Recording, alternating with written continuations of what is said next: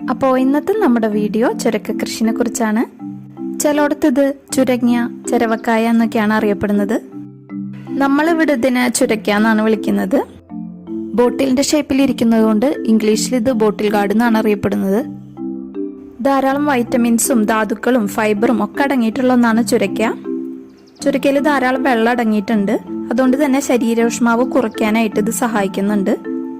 ചുരക്ക വെച്ചിട്ട് നമ്മൾ തോരനും കറികളൊക്കെയാണ് സാധാരണയായിട്ട് ഉണ്ടാക്കാറ്. എന്നാലിപ്പോൾ ചുരക്ക വെച്ചിട്ട് പായസം, ഹൽവ, ജ്യൂസ്, ഷേക്ക് ഇങ്ങനെ പല വിധത്തിലുള്ള ഐറ്റംസ് ഉണ്ടാക്കുന്നുണ്ട്. ചുരക്കയുടെ ഔഷധ ഗുണങ്ങളെക്കുറിച്ച് പറയാനാണെങ്കിൽ വീഡിയോയുടെ ലെങ്ത് കൂടിപ്പോവും. നമുക്കിപ്പോൾ ഇതിൻ്റെ കൃഷി രീതിയെ കുറിച്ച് നോക്കാം.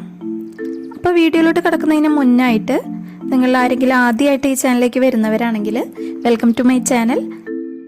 പിന്നെ നിങ്ങൾക്ക് വീഡിയോ യൂസ്ഫുൾ ആയിട്ട് തോന്നുകയാണെങ്കിൽ ലൈക്ക് ചെയ്യാനും സബ്സ്ക്രൈബ് ചെയ്യാനും മറക്കും.